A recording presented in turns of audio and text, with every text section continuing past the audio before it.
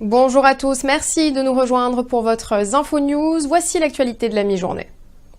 En cet hiver austral, vous avez pu ressentir les vagues de froid qui déferlent sur le département. Un climat favorable à la production de litchi. La récolte s'annonce moins catastrophique que les années précédentes. Les vergers sont en fleurs et les abeilles ont commencé leur travail de pollinisation. À Sainte-Anne, visite d'un verger avec Laurence Philibert. Idéalement, il faudrait qu'on ait plus d'un temps sec et puis pas trop de vent parce qu'effectivement, là, c'est le travail des abeilles qui démarre et le temps que ça soit vraiment noué, il ne faudrait pas qu'il y ait trop de vent. La saison, pour l'instant, on est au stade de la floraison, donc on a effectivement une floraison qui est correcte par rapport à ce qu'on a pu voir l'année dernière. Et donc logiquement, on devrait avoir un peu de litchi quand même sur cette parcelle cette année. En tout cas sur l'exploitation, ça sera une saison correcte. Après, de manière générale, ça sera une saison apparemment moyenne. Donc on n'aura pas les records qu'on a pu connaître en 2016 par exemple. Mais si le climat est en notre faveur, oui, il n'y a pas de raison que ce ne soit pas de bon litchi. Et donc là, les vagues de froid qu'il y a eu ces derniers temps, ça joue plutôt en votre faveur ou pas ? C'est plutôt favorable parce qu'en fait, c'est effectivement un stress pour les arbres et du coup, ça a provoqué l'induction florale. Et on voit que là, on a eu une deuxième vague de floraison au niveau de nos vergers et du coup, c'est plutôt une bonne chose.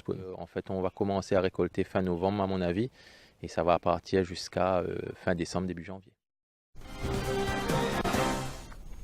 Les défunts du passé racontent l'histoire de notre île dans cette partie du cimetière de Saint-Leu, baptisé cimetière Missouk parce qu'oublié de tous, c'est là que seraient enterrés esclaves et engagés de l'époque. Un collectif de passionnés d'histoire souhaite aujourd'hui voir le lieu préservé et demande son classement au patrimoine de la Réunion. Marine Abat.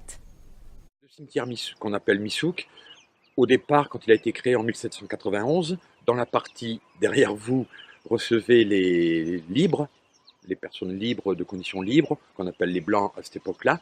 Et le parti Missouk devait, on est encore dans les hypothèses, sans doute rassembler ce qu'on appelle les libres de couleur. Puis à partir de 1820, les libres de couleur ont commencé à être dans le cimetière avec les blancs. Et donc celui-ci a dû servir aux esclaves de Saint-Leu, essentiellement de Saint-Leu, pas des propriétés importantes qu'il y a dans les Hauts. Après l'abolition de l'esclavage, tous les individus, tous les citoyens ont été enterrés dans le même site, c'est-à-dire celui qui est derrière, le cimetière chrétien. Et chrétien parce qu'on enterrait dans le cimetière Missouk ceux qui étaient des fois dits non chrétiens ou infidèles. Il y a le mot qui apparaît dans les archives. C'est-à-dire que ça va être des engagés chinois, des engagés indiens, beaucoup, des engagés africains, malgaches. Comme il y a eu des engagés polynésiens à Saint-Leu, il va y avoir des Polynésiens éventuellement qui ont été enterrés là. Et donc voilà, c'est des gens dont on a caché l'origine, dont il ne reste pas de traces de leur nom, de leur famille, etc. À la différence de ce qui se trouve dans notre cimetière. Où il y a des tombes, il y a des signes de l'histoire, des deux côtés. D'autre part, nous souhaitons préserver cette partie-là qui retrace une partie de l'histoire de Saint-Leu, une partie de l'histoire de la Réunion en entier, de manière à ce qu'il ne risque pas d'être anéanti tout simplement, et que ce cimetière soit inscrit au patrimoine de la Réunion et préservé.